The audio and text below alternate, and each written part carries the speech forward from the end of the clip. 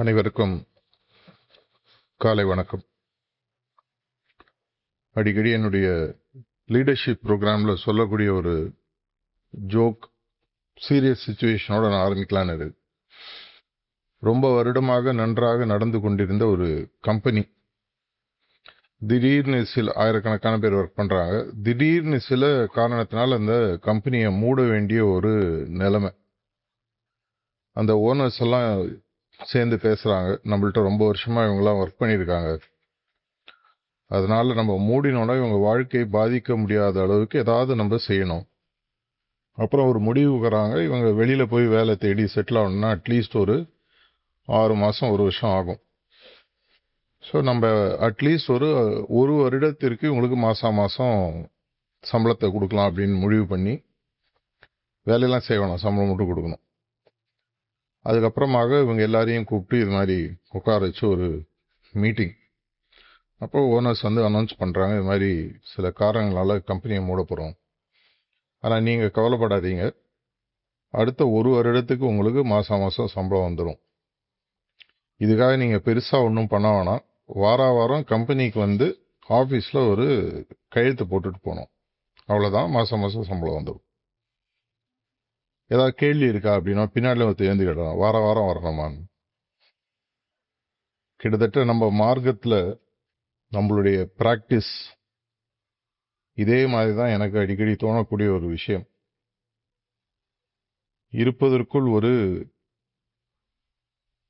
சாதாரணமாக அடைய முடியாத மனிதர்களுக்கு இருப்பதற்குள் ஒரு உயரிய குறிக்கோள். போன வாரம் பார்த்தீங்கன்னா ஸ்பிரிச்சுவல் அனாட்டமி தமிழில் லான்ச் ஆயிருக்கு. எவ்வளோ பேர் பதிவு பண்ணியிருக்கீங்க தெரியல அந்த புக்குக்கு. அது அந்த ஆங்கில புத்தகத்தினுடைய ஸ்பிரிச்சுவல் அனாட்டமி புக்கோடைய டிரான்ஸ்லேஷன். அந்த ஒரிஜினல் புக்கு படிச்சிருந்தீங்கன்னா உங்களுக்கு தெரியும், அது 2015 பிரான்ஸில் அவர் ட்ராவல் பண்ணும்போது மார்ச் டு ஃப்ரீடம்னு ஒரு சீரீஸ் ஆஃப் டாக்ஸ் கொடுத்துருந்தாரு. அவர் இன்னும் ஆக்சுவலாக பார்த்தீங்கன்னா பவர் பாயிண்ட் ப்ரெசன்டேஷன்லாம் பண்ணியிருப்பார். அதனுடைய தொடர்ச்சியாக இந்த புத்தகம். அதில் அவர் சொல்லியிருக்கக்கூடிய ஒரு முக்கியமான விஷயம், தாஜி அதில் சொல்லியிருக்கக்கூடிய விஷயம் பார்த்தீங்கன்னா, ஒரு மனிதனானவன் இந்த பாதையில் வரணும்னு முடிவு பண்ணி ஒரு குருநாதரின் உதவி இல்லாமல் தனியாக பயணம் செய்தால் எவ்வளவு ஜென்மங்களாகும், எவ்வளோ வருடங்களாகுன்றதை எக்ஸ்பிளைன் பண்ணியிருப்பார். அதில் நீங்கள் படிச்சிருந்தீங்கன்னா ஒரு ஞாபகம் இருக்கும், கிட்டத்தட்ட தொடர்ச்சியாக நீங்கள் தியானம் செய்து 24 மணி நேரம் தியானம் செய்து ஜென்மத்திற்கு ஜென்மம் ஒவ்வொரு ஜென்மத்திலையும் தியானம் செய்து அந்த 13th பாயிண்டில் இருப்பதற்குள் ஒரு உயரிய ஆன்மீக நிலை அடைனா 1.5-2 கோடி வருடம் ஆகும் அப்படின்ற கால்குலேஷன் கொடுத்துருப்பார். நம்ம எல்லாருக்குமே தெரியும், ஃபர்ஸ்ட் பாயிண்ட் நீங்க தாண்டணும் எந்தவித உதவியும் இல்லாமல் அப்படின்னு சொன்னா கிட்டத்தட்ட 45 வருஷம் 24 மணி நேரம் நீங்க தொடர்ச்சியாக தியானம் செய்யணும். அடுத்த புள்ளிக்கு ×5, அதுக்கு அடுத்த புள்ளிக்கு ×5, அதுக்கு அடுத்த புள்ளிக்கு ×5. அந்த இதே பிரதேசத்தை சொந்த முயற்சியில் தாண்டறதுக்கு 1000 வருஷத்துக்கு மேல ஆயிடும். அப்புறம் மேல போக கூட்டி பார்த்தீங்கன்னா அந்த 1.5 கோடி வருஷம் எப்படி வரும்ன்றது தெரியும். இது அத்தனையும் சுருக்கி ஒரு 1.5-2 மணி நேரம் தீவிர பயிற்சி தினசரி உங்களால் செய்ய முடிந்தால் 7 மாதத்தில் இந்த குறிக்கோளை அடைய முடியும். எப்போ சொன்னாருன்னு கேட்டீங்கன்னா 1 ஜனவரி 2026 புது வருட மெசேஜில் யூடியூப்ல இருக்கு, திரும்பி போய் கேட்டு பாருங்க. ஒரு 7 நிமிஷம் 8 நிமிஷம் தான் பேசியிருப்பாரு அதுல. ஆனால் இதை நான் பல இடங்களில் கோட் பண்றதுக்கு முக்கியமான காரணம், சாரிஜி மகாராஜ் அடிக்கடி வருத்தப்பட்டு சொல்லக்கூடிய ஒரு விஷயம். பழைய ஒரு பழமொழி அடிக்கடி சொல்வார், கழுதிக்கு திருமா கற்பூர வாசனை அப்படின்னு சொல்லி. இது எதற்காகனா, அப்பேற்பட்ட ஒரு உயரிய குறிக்கோளை ரொம்ப ரொம்ப ரொம்ப சாதாரணமாக நம்மளுக்கு அவங்க கொடுக்கறதுக்கு ரெடியா இருக்காங்க. பாபுஜி மகாராஜ் ஒரு முறை கேட்டாங்க, அபியாசிகள்கிட்ட நீங்க என்ன எதிர்பார்க்கிறீர்கள்? அபியாசிகள் எனக்கு ஒண்ணுமே வேணாம், ஒன்னே ஒன்று அவங்க கொடுத்தாங்கன்னா போறோம், I just need their cooperation, அவர்களுடைய ஒத்துழைப்பு எனக்கு இருந்தா போறோம், மற்றதெல்லாம் நான் பார்த்துக்கிறேன். இன்னும் ஒத்துழைப்பு நம்ம எதுல கொடுக்கணும்? பணமாக கொடுக்கணுமா, உடல் உழைப்பாக கொடுக்கணுமா? அதெல்லாம் செகண்டரி. உடல் உழைப்பாகவோ வேற ஏதாவது வழிமுறையாகவோ உங்களால ஒரு சர்வீஸ் செய்ய முடிஞ்சதுன்னா அது ஒரு ஆடட் போனஸ் மாதிரி. இல்லை நம்ம நிறைய சம்பாதிக்கிறோம், நம்மளால ஏதாவது மிஷனுக்கு கொடுக்க முடியும்னா அது ஒரு போனஸ் மாதிரி. பல இடங்கள்ல தாஜி இதை பத்தி பேசும்போது ரொம்ப தெளிவாக சொல்லியிருக்கார். மற்ற எதுவுமே நீங்க செய்யலைனாலும் மாஸ்டர்லாம் வருத்தப்பட போறதில்லை. அவங்களுக்கு ஒரு உண்மையான வருத்தம் என்னன்னா, இந்த பாதையை கொடுத்ததுக்கு அப்புறமாக இந்த பாதையை நம்ம சரியாக பயணிக்கலன்னா அவங்க வருத்தப்படுவாங்க. நீங்க ஒண்ணுமே செய்ய வேணாம். உங்களுடைய வேலை என்ன? கோஆபரேஷன் சொல்றாரு பாபுஜி மகாராஜ். நம்மளுடைய பயிற்சியை நீங்க சரியாக தீவிரமாக செய்யணும்னு சொன்னா ஒரு நாளைக்கு ரஃப்லி நான் கால்குலேட் பண்ணது 1.5 to 2 மணி நேரம் ஆகும். அதாவது பிசிக்கல் டைம். இதை தாண்டி உங்களுடைய முக்கியமான ஒரு கான்ட்ரிபியூஷன் அப்படின்னு சொல்லி பார்த்தீங்கன்னா, அடிக்கடி தாஜி பேசின டாபிக், தொடர்ச்சியாக பேசக்கூடிய டாபிக்கும் பார்த்தீங்கன்னா, தி ஆட்டிடியூட் டிஃபரன்ஸ்ன்னு சொல்லுவார். உங்களுடைய மனப்பாங்கு 95% உங்களுடைய ஆன்மீக முன்னேற்றத்திற்கு முக்கியமாக இருப்பது என்னன்னு பார்த்தீங்கன்னா உங்களுடைய மனப்பாங்கு. ஒரே பயிற்சி, அதே அபியாசி, ஆனா அவருடைய மனநிலை மனப்பாங்கு எப்படி இருக்கோ அதற்கு ஏற்ற மாதிரி தான் அந்த வெறும் கண்ணு மூடி 1 மணி நேரம் உட்கார்றது வேற. ஆனா அந்த 1 மணி நேரமோ 1/2 மணி நேரமோ கண்ணை மூடி அந்த மனம் உருகி அன்புடன் உட்காரும் போது நடக்கக்கூடிய விஷயம் வேற. இது இரண்டுத்துக்கும் வித்தியாசம் யாரு கொண்டு வரணும்னா நான் தான் கொண்டு வரேன். இதை தான் பாபுஜி மகாராஜ் கோஆபரேஷன் சொல்றதா நான் நினைக்கிறேன். உங்களுடைய ஒத்துழைப்பு உங்களுடைய பாத்திரத்தினுடைய உள் பகுதியை நீங்க எப்படி வச்சிருக்கீங்கன்றதை பொறுத்து தான் பாலினுடைய தன்மை மாறும்.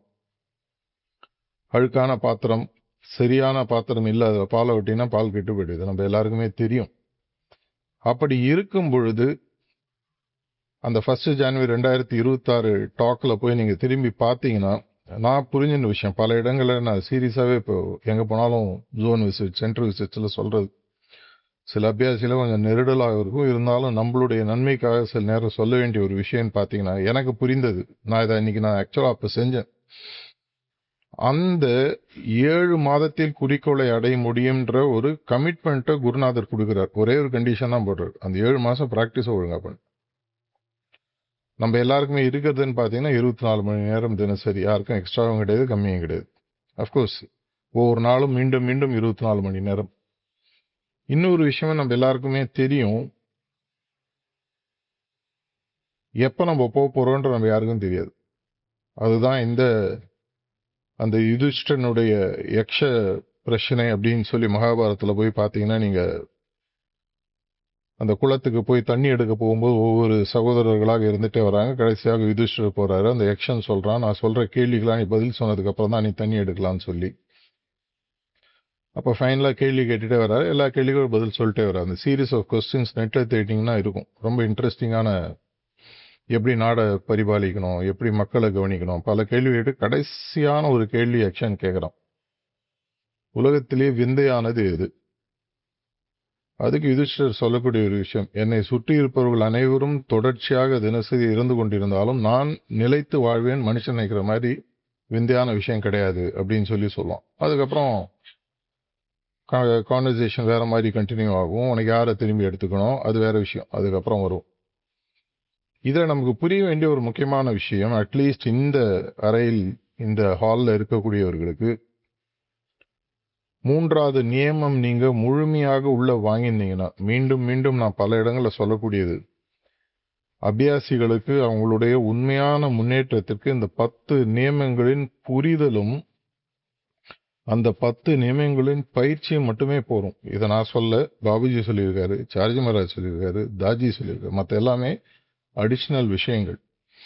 அந்த 3வது நியமத்தில் இருக்கிற மாதிரி உங்களுடைய குறிக்கோள் தெளிவாக ஃபிக்ஸ் ஆயிருந்ததுன்னு சொன்னா, டைம் மேனேஜ்மெண்ட்ல நான் அடிக்கடி சொல்லக்கூடிய என்னுடைய லீடர்ஷிப் ப்ரோக்ராம்ஸ்லாம் நான் சொல்லக்கூடிய ஒரு விஷயம், எதை செய்வதில் தெளிவு என்பதை விட எதை செய்யக்கூடாது தெளிவு ரொம்ப ரொம்ப முக்கியம். நம்ம எல்லாருக்குமே பிரச்சனை பல நேரங்களில் பார்த்தீங்கன்னா நிறைய விஷயங்கள் நம்ம முன்னாடி இருக்கும். அப்போ என்ன ஆகுனா நம்ம அதை இதை செய்யணுமா அதை செய்யணுமா அதை செய்யணுமான்னு பார்த்துட்டே வருவோம். பல இடங்களில் அதுக்கு நான் சொல்லக்கூடியது சான்ஸ்கிரிட்ல சார்ஜி மகாராஜ் அடிக்கடி கோட் பண்ணக்கூடிய ஒரு விஷயம், ஏ நெதி, இது இல்லை இது இல்லை இது இல்லை இது இல்லை. அதை நம்ம ஒதுக்க ஆரம்பிச்சிட்டோம்னு சொன்னால் நமக்கு ரொம்ப ரொம்ப ரொம்ப தெளிவாக தெரியும், என்னுடைய பிறவி நான் எடுத்ததற்கு முக்கியமான ஒரே குறிக்கோள், இந்த பிறவியில் இருப்பதற்குள் உயரிய குறிக்கோளை நான் அடைய வேண்டும். இது ஒரு முறை 2015-16 சென்னையில் ஒரு 4-5 ப்ரிசெப்டர்ஸ் பேக் டு பேக் சீக்கிரமா இறந்துடுறாங்க. எல்லாருமே 35-40 வயசுல இருக்கிறோம். அப்ப என் மனதில் தோன்றிய ஒரு விஷயம், அப்ப நான் சீரீஸ் ஆஃப் டாக்ஸ் அப்ப கொடுக்கும்போது சொன்ன ஒரு விஷயம் இன்னைக்கு எனக்கு சத்சங்கில் தோணிச்சு.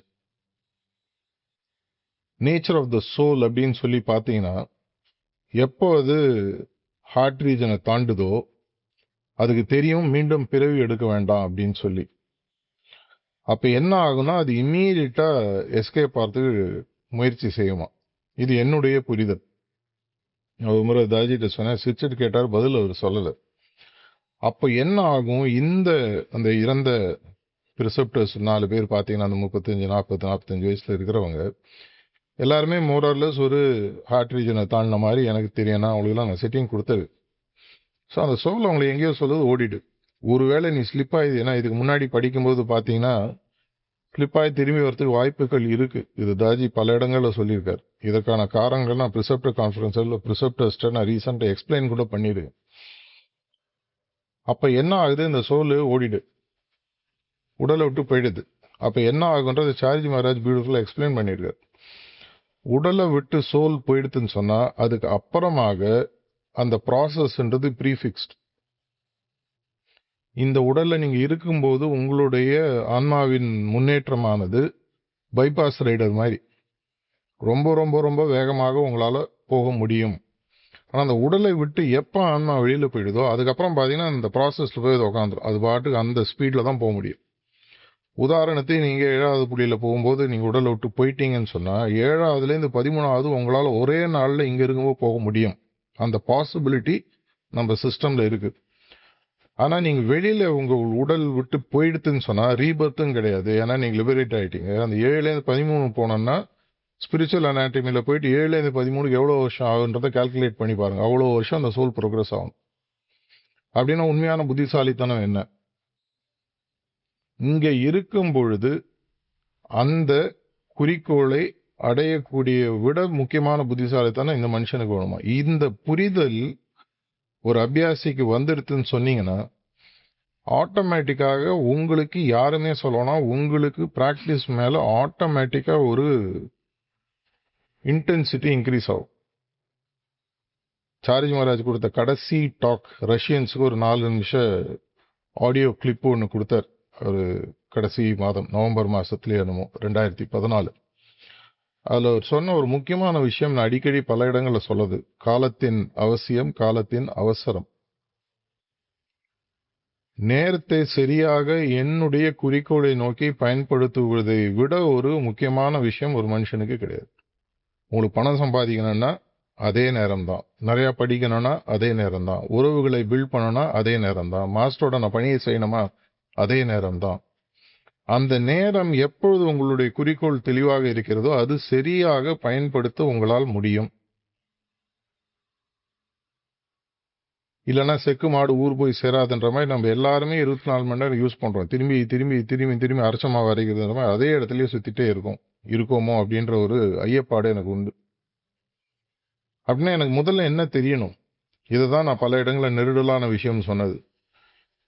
முடிஞ்சதுன்னா இன்னிலேருந்து என்னுடைய ஜேர்னி திரும்பி ஆரம்பிக்கிறதுன்னு வச்சுக்கோங்க. டெஸ்ட் மேட்ச்லாம் போய் பார்த்தீங்கன்னா ஒரு 50, ஒரு 100 ஒரு பேட்ஸ்மேன் அடிக்கும்போது திரும்பி கார்டு எடுப்பாங்க.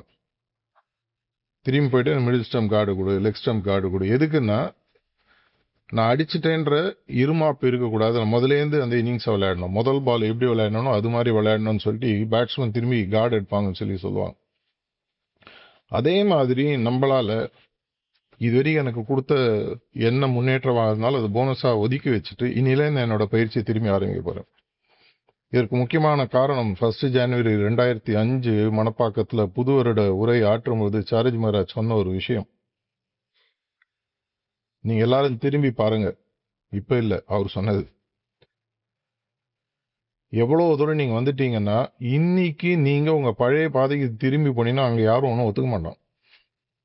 அவர் பழைய பாதைன்னு சொன்னது நம்ம அநேகமாக எல்லாருமே ஒரு மத நம்பிக்கையில் ஆரம்பித்து ஆன்மீகத்தை பிடித்து கொண்டு வந்தவர்கள். இப்ப நீங்க அங்க போனீங்கன்னா உங்களுக்கு அது ஒட்டாத, அவங்களும் உங்களோட ஒட்ட முடியாது. அப்புறம் சொல்றாரு, அப்படி வந்த பட்சத்தில் இதே உருப்படியா செய்யும். அப்படி இல்லைன்னா திருசங்க சொர்க்கம் மாதிரி நம்ம மாட்டிப்போம். இங்கேயும் இல்லை அங்கேயும் இல்லை. தேவலோகத்துல திருசங்க ஒத்துக்கல, பூலோகத்துல அவன் கிடையாது, நடுவில் மாட்டின்னு உட்காந்துங்க. திருசங்க சொர்க்கம் மாதிரி ஒரு கேவலமான நிலைமை கிடையாதுன்னு சாரிஜி மகாராஜ் அடிக்கடி சொல்வார். இப்போ ஒரு பொண்ணு கல்யாணம் ஆகி போகுது, பிறந்த வீட்டில் கல்யாணம் ஆகி போயாச்சுன்னு விட்டுறாங்க, புகுந்த வீட்டில் அவங்களை ஒத்துக்கல, அவங்க நிலைமை எப்படி இருக்கும் லேடிஸுக்கு கண்டிப்பாக தெரியும். அந்த மாதிரி ஒரு நிலைமை இருந்ததுன்னா உங்கள் வாழ்க்கை எப்படி இருக்கும்? அதை போன்ற ஒரு நிலையில் பல அபியாசிகள் மாட்டிக்கொண்டிருக்கிறார்கள்ன்றது என்னுடைய எண்ணம். இங்கேயும் இல்லை அங்கேயும் இல்லை. அப்பேற்பட்ட நிலைமை நமக்கு வேணுமா? அப்படின்ற போது எதனால இந்த முதல் சிட்டிங்னா, இந்த முதல் சிட்டிங் எடுக்கும்போது என்னுடைய மனதில் நான் ஃபர்ஸ்ட் எடுத்த எனக்கு சிட்டிங் எனக்கு ஞாபகம் இருக்கு. ஒரு இன்ட்ரெஸ்ட், ஃப்ரெஷ்ஷாக ஒரு புது பாதையில் போகிறோம், ஒரு பெரிய, ஏன்னா அதுக்கு முன்னாடி நிறைய ப்ரிப்பரேஷனோட நான் படித்து கிடிச்சு புரிதலுடன் உள்ளே வந்தேன் நான். அப்படின்னா என்ன நான் எந்த அளவுக்கு தயாராக வச்சுக்கிறேன்றதை எனக்கு புரிய வைக்கக்கூடிய ஒரு வாய்ப்பு எனக்கு கிடைக்குது. இனிலேருந்து 7 மாதம் யார் கேரண்டி கொடுக்குறா? குருநாதர் கொடுக்குறாரு. 7 மாதம் அப்படின்னா நான் என்ன பண்ணோம்? இந்த ப்ராக்டிஸை அடிக்கடி தாஜி யூஸ் பண்ணக்கூடிய ஒரு வார்த்தை, ப்ராக்டிஸ் லைக் நெவர் பிஃபோர். இதுவரை நீ பயிற்சி செய்யாதது போல் பயிற்சி செய். அப்படின்னா என்ன பண்ணணும்? ஃப்ரெஷ்ஷாக கார்டு எடுக்கணும். ஃப்ரெஷ்ஷாக கார்டு எடுக்கணும் முடிஞ்சால் ஃபஸ்ட்டு 3 சிட்டிங் திரும்பி எடுங்க. அதுக்குன்னு ஐடி கார்டை சரண்டர் பண்ணிட்டு ஃப்ரெஷ்ஷாக ஐடி கார்டு அப்ளை பண்ணணும்னு சொல்ல வரல. இப்போ போயிட்டு என்னுடைய தன்மை, இங்கே தான் அந்த 95% ஆட்டிடியூட். என்னுடைய தன்மை, நான் ஒரு ஃப்ரெஷர், இன்னைக்கு நான் ஃபர்ஸ்ட் சிட்டிங் எடுக்க போகிறேன். தப்பே இல்லை, எனக்கு ஃபர்ஸ்ட் சிட்டிங்காக எடுக்கிற மாதிரி எடுத்து எனக்கு சிட்டிங் கொடுங்க. ஒரு ப்ரிசெப்டர்கிட்ட கேளுங்க, ப்ரிசெப்டரானா இன்னொரு ப்ரிசெப்டர்கிட்ட எடுத்து அந்த 3 சிட்டிங் எடுக்கும் பொழுது ஒரு சங்கல்பத்தை உருவாக்கி கொள்ளுங்கள். அடுத்த 7 மாதத்தில் நான் இந்த குறிக்கோளை எப்படியாவது அடைய போகிறேன். இந்த 7 மாசத்துல 2 மணி நேரம் தினசரி கண்டிப்பாக என்னுடைய பயிற்சியை தீவிரமாக செய்வதற்கு நான் ஒதுக்கி வைப்பேன். அந்த 2 மணி நேரம் என்ன கணக்குன்றதை நீங்களே கால்குலேட் பண்ணுங்க, உங்களுக்கு தெரியும். நான் அந்த டீப்பா அதில் போல காத்தால பாயிண்ட் பியில் ஆரம்பிச்சு நைட்டு படுக்கிற வரைக்கும் ஆக்சுவலாக கால்குலேட் பண்ணிங்கன்னா 1.5 மணி நேரம் 2 மணி நேரம் ஈஸியாக வரும். எனக்கு ரெஸ்ட் ஆஃப் த லைஃப் எப்படி அமைதோ இல்லையோ, அடுத்த 7 மாதங்களுக்கு என் வாழ்க்கையில் எனக்கு 22 மணி நேரம் தான் இருக்குன்ற ஒரு கமிட்மெண்ட்டை உங்களுக்கே கொடுத்துக்குங்க. 2 மணி நேரம் தினசரி என்னுடைய ஆன்மீக பாதைக்காக நான் தீவிரமாக ஒதுக்கி வைக்க போறேன். அதுக்கு தேவையான மனப்பாங்கை நான் மாற்றி அமைக்க வச்சுட்டு அதுக்கு ஏற்ற மாதிரி என் ப்ராக்டிஸை மாற்றுவேன்.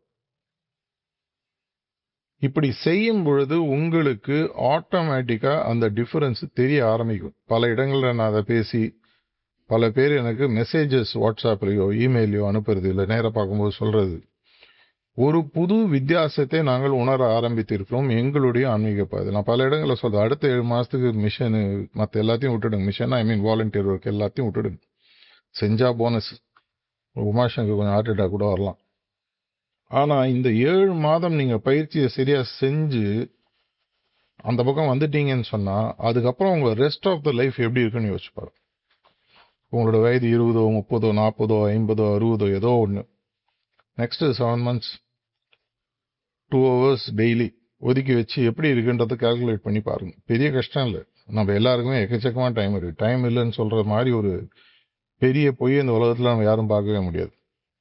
ஒன்றிலோட லேட்டஸ்ட் ஆண்ட்ராய்டு ஃபோன் இருந்ததுன்னா வீக்லி யூட்டிலைசேஷன் ஒரு ரிப்போர்ட் உங்களுக்கு ஆட்டோமேட்டிக்காக வரும். அதில் போய் பாருங்கள், ஒரு வாரம் எவ்வளோ நேரம் வாட்ஸ்அப் நோண்டிருக்கீங்க, எவ்வளோ நேரம் யூடியூப் பார்த்துருக்கீங்க, அது எல்லா டேட்டாவும் சொல்லும். எனக்கும் வருது, உங்களுக்கும் வருது, எந்த ஃபோன் வச்சுருக்கீங்களோ வரும். அதுலேருந்து 2 மணி நேரம் உங்களுடைய ப்ரொடக்டிவ் ஹவர்ஸ், ஆஃபீஸுக்கு போகிறீங்க, படிக்கிறீங்க, அதுலேருந்து எடுக்க சொல்ல. இந்த ஃபோனை நோண்டுறது, யூடியூப் பார்க்குறது இதெல்லாம் தப்புன்னு அதில் ஒரு 2 மணி நேரம் ஒதுக்குவேன். அந்த 2 மணி நேரத்தை உங்களுடைய மனப்பாங்கை சரியாக அமைத்து, இதை மாதிரி ஒரு குறிக்கோள் எனக்கு லைஃப்ல கொடுக்கறதுக்கு ஒரு பாதை. நிழலின் அருமை வெயிலில் தெரியும், சார்ஜ் மகாராஜ் அடிக்கடி சொல்வார். இந்த பிராக்டிஸ் ஒரு 120 வருஷத்துக்கு முன்னாடி இந்த உலகத்துல கிடையாது. லாலாஜி மகாராஜ் திரும்பி கொண்டு வர வரி அது கொண்டு வந்து இப்ப 4வது குரு. நம்ம யாருக்குமே இந்த சிஸ்டம் இல்லைன்னா எப்படின்றது நமக்கு தெரியாது. இப்போ இருக்கு, இட்ஸ் அவைலபிள். யூஸ் பண்றோமா இல்லையான்றது வேற விஷயம். அப்படி இருக்கும் பொழுது இது இல்லாத காலத்துல மனிதர்கள் எப்படி இருந்திருப்பாங்க? சுதந்திரம் கிடைப்பதற்கு முன்னால் அடிமைத்தனத்துடன் வாழ்ந்த மக்களினுடைய நிலைமை எப்படி இருக்கும் நமக்கு இன்னைக்கு தெரியாது. ஏன்னா நம்ம சுதந்திர வாழ்க்கையை வாழறோம், அட்லீஸ்ட் வாழதான் நினைச்சிட்டு இருக்கோம். அப்படின்னா எனக்கு இந்த பயிற்சி ஒருவேளை இல்லாம போயிடுதுன்னா, சார்ஜி மகாராஜ் வாழ்க்கையில் ஒரு முறை நடக்கிறத அவர் சொல்லியிருக்காரு. பாபுஜி மகாராஜ்ட்ட அவர் கேட்கிறாராம், நீங்க நினைச்ச மாதிரி சஹஜ மார்க்கம் என்னால உலகத்துல பரப்ப முடியல, இன்னும் நிறைய பேர் எடுத்துக்கலன்னா என்ன ஆகும்? அதை பத்தி நீ கவலைப்படாத. அது மாதிரி ஒரு டைம் வந்ததுன்னா nature will withdraw the system and then reintroduce when the people are ready. இது அவருடைய பேச்சிலே இருக்கு, நீங்க போய் கேட்கலாம். அவர் வாயால சொல்லி பலமுறை நான் கேட்டிருக்கு. நேச்சரை பொறுத்தவரைக்கும் இந்த நேரம் இந்த மாதிரி காலம் விஷயம்லாம் அது ஒன்றும் கிடையாது. சரி, மனிதர்களுக்கு கொடுத்தோம், ஏதோ ஒரு காரணத்தினால அவங்க யூஸ் பண்ணல. இப்படிதானே அந்த காலத்துல ஆச்சுன்னு சொல்லி அடிக்கடி சொல்றாங்க இல்லையா? 73 ஜெனரேஷன் ராமருக்கு முன்னாடி அடிக்கடி தாஜி கோட் பண்ணக்கூடிய ஒரு விஷயம். அப்ப ஏதோ ஒரு காரணத்தினால அந்த சிஸ்டம் நேச்சர் திரும்பி எடுத்துருது. லாலாஜி மகாராஜ் திரும்பி அதை ரீஇன்வென்ட் பண்ணி குழந்தை கொடுக்குறாரு ஒரு கிரகஸ்தாசிரம் வாழ்க்கையில் வாழ்வதற்கு. அப்படி இல்லைன்னா திரும்பி போயிடும். அப்படின்னா நான் என்ன பண்ணணும்? இந்த பயிற்சியை உங்களுடைய வாழ்க்கை இதுல டிபெண்ட் ஆயிருக்கு. அடுத்த 7 மாசம் எப்படி ஒரு காம்படிட்டிவ் எக்ஸாமுக்கு படிக்கிறீங்களோ, எப்படி ஒரு போர்டு எக்ஸாமுக்கு படிக்கிறீங்களோ, எப்படி ஒரு ப்ரமோஷனுக்கு ஆஃபீஸில் வேலை செய்கிறீங்களோ, அந்த ஒரு தீவிரத்தன்மையுடன் இந்த பயிற்சியை நீங்கள் அணுக ஆரம்பிச்சீங்கன்னா கண்டிப்பாக உங்களால் ஒரு 7 மாசத்துல உங்களுடைய வாழ்க்கையில் ஒரு வித்தியாசம் பார்க்க முடியும். இதை நான் சொல்ல அவர் சொல்லியிருக்காரு. 1 ஜனவரி 2026 டாக்கோ போய் பாரு. ஏன்னா குருநாதர்கள் பேசும் ரொம்ப சட்டிலாக சாதாரணமாக சொல்லிட்டு போயிடுவாங்க, சூட்சமாக இருக்கும், புரியாது நமக்கு பல நேரங்கள். ரொம்ப 1 லைன் 2 லைன்ல நேத்தி கூட தாஜி ஒரு இடத்துல இந்த திஸ் அண்ட் தட் பாபுஜி மகாராஜுடைய கடைசி டாக்கை பத்தி பேசுறாரு, கேட்டு பாருங்க. அது ரொம்ப ஒரு 1 லைன் வார்த்தை, ரொம்ப சாதாரணமா இருக்கும். அதுக்கு அர்த்தம் புரியுது அவ்வளோ கஷ்டம். ஏன்னா இந்த திஸ் அண்ட் தட்டை பத்தி மனப்பாக்கத்துல 2013 என்னமோ தாஜி பேசுவான், நான் கேட்டிருக்கேன். ரொம்ப சிம்பிளான line, one of the last lines spoken by Babuji மகாராஜ்னு வச்சுக்கோங்க. நம்ம பல நேரத்துல இந்த சிம்பிளிசிட்டி நம்மளுடைய நம்ம ஏமாறுறதுக்கு அது காரணமாக இருக்கு. அதனாலதான் அவர் சொன்னாரோ, சிம்பிள் பட் நாட் ஈஸி. பார்க்கறதுக்கு அப்படியே ரொம்ப சிம்பிளா இருக்கும், ஆனால் செஞ்சு பார்த்தா தான் கஷ்டம். ஏன்னா டெய்லி செய்யணும். அடிக்கடி சார்ஜி மகாராஜ் சிரிச்சுன்னே சொல்லுவார். சார்ஜி மகாராஜும் சுலோச்சனா மாமியும் ஒரு தடவை பேசிட்டு இருக்கும்போது சார்ஜி மகாராஜ் சுலோச்சனா மாமி கேட்குறேன், ஏன் இவ்வளோ கொடுத்தும் யாரும் வரமாட்டேன்றாங்க? எப்படி வருவாங்க? டெய்லி தியானம் பண்ணுன்னு சொல்றீங்க, வாரம் சிட்டிங் எடுக்கணும்னு சொல்றீங்க, ஆசிரம் வரணும்னு சொல்றீங்க, வாலண்டியர் ஒர்க் பண்ணணும்னு சொல்றீங்க, புக்கு படிக்கணும்னு சொல்றீங்க. ரிலீஜன்ல போனால் இந்த பிரச்சனையே இல்லையே. வீட்டில் பூஜை ரூம் பிடிச்சா திறந்து பூஜை பண்ணலாம், பூட்டி வச்சணும், அவர் வாயத்திறந்து கேட்க போறதில்ல. இந்த தினசரி பயிற்சி இவ்வளோ விஷயங்கள், இதையெல்லாம் தாண்டி தன்மை மாற்றம் எவன் செய்வான் அப்படின்னு சிரிச்சுனே சொல்லுவாங்க. நம்ம எல்லாருக்குமே தெரியும். ஆனால் இந்த பாதை நம்மிடமிருந்து எடுக்கப்பட்டால் நமக்கு என்ன ஆகும்? இப்படி உங்களை நீங்க கேட்டு பாருங்க. ஒருவேளை நாளிலேருந்து நீங்க அபியாசி கிடையாது, இந்த பிராக்டிஸ் உங்களுக்கு கிடையாது, உங்க வாழ்க்கை எப்படி இருக்குன்னு யோசிச்சு பாருங்க. சரியான முடிவு எடுங்க.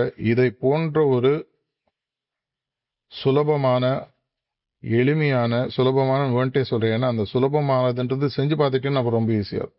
கான்ஸ்டன்ட் ரிமெம்பர் பசிதி பாபுஜி அடிக்கடி சொல்லக்கூடிய ஒரு விஷயம், ஒரு வாரம் கஷ்டம், இந்த ஒரு வாரத்துக்கு அப்புறம் நீ என்ன பண்ணாலும் உன்னால மறக்க முடியாது. இது பாபுஜி மகாராஜ் சொல்லியிருக்கு. ஃபர்ஸ்ட் 1 வீக் இஸ் டிஃபிகல்ட் அப்படின்னு சொல்லி. அதே மாதிரி இந்த 7 மாதத்தை நீங்கள் தாண்டி விட்டீர்கள். அடுத்த 7 மாசத்துக்கு டெய்லி கேலண்டர் போட்டு வைங்க. இன்னைக்கு நான் தியானம் கரெக்டாக செஞ்சேனா, பாயிண்ட் பி கரெக்டாக செஞ்சேனா, இதுக்கெல்லாம் நீங்களே போட்டுடலாம். என்னென்ன பண்ணணும்னு உங்களுக்கு தெரியும். ஒரு எக்ஸல்லையோ வேர்டுலையோ இல்லை உங்களுடைய பேப்பர் டைரியிலையோ இல்லை மொபைல் ஏதாவது ஒரு ஆப்லையோ, நிறைய ஆப் ஃப்ரீ ஆப்லாம் இருக்கு. இன்னைக்கு நான் இதை கரெக்டாக பண்ணேன்னா தன்மை, அந்த உண்மையான அந்த ஆட்டிடியூடோட பண்ணேனா, அந்த உண்மையான ஆட்டிடியூட்னா அந்த ஒரு பசித்தவனுக்கு நிஜமாவே பசிக்கிற முன்னாடி சாப்பாடு வச்சா அவன் ஏக்கத்தோட சாப்பிடுவான். ஏற்கனவே வயிறு நல்லா ஃபுல்லா ரொம்பினவனுக்கு முன்னாடியோ இல்லை பசியினுடைய பிரச்சனையே தெரியாம வாழ்கிற சாப்பாடு இல்லைன்னா கூட அவனுக்கு தெரியாது. அந்த உண்மையான ஆன்மீக பசியை வளர்த்துட்டு இந்த சிஸ்டமை லெட்ஸ் ரீவிசிட் அகெயின். நம்ம 20 வருஷம் முன்னாடியோ 10 வருஷம் முன்னாடியோ 5 வருஷம் முன்னாடியோ முதல் முறை செட்டிங் எடுத்துருப்போம். அதை மாதிரி இந்த பயிற்சி ஆரம்பிங்க. ஏற்கனவே பண்ணது போனஸாக வச்சுக்கோங்க. அடுத்த 7 மாசத்துக்கு நம்ம செஞ்சு பார்ப்போம், என்ன நடக்குதுன்றத பார்ப்போம். இதை ஒரு சவாலாக எடுத்து செஞ்சு பாருங்க. செய்யலைனாலும் யாரும் கேட்க போகிறது, எப்படி தெரிய போகிறது, உங்களுடைய இஷ்டம். எனிவே, இந்த உரை ஒருவேளை இங்க இருக்கக்கூடிய 100, 200, 120 பேர்ல ஒரு 4 பேருக்கு உங்களுக்கு ஒரு மாறுதலாக இருந்தா கூட என்னுடைய இன்றைய பணி முடிந்ததாக கருதுவேன். நன்றி.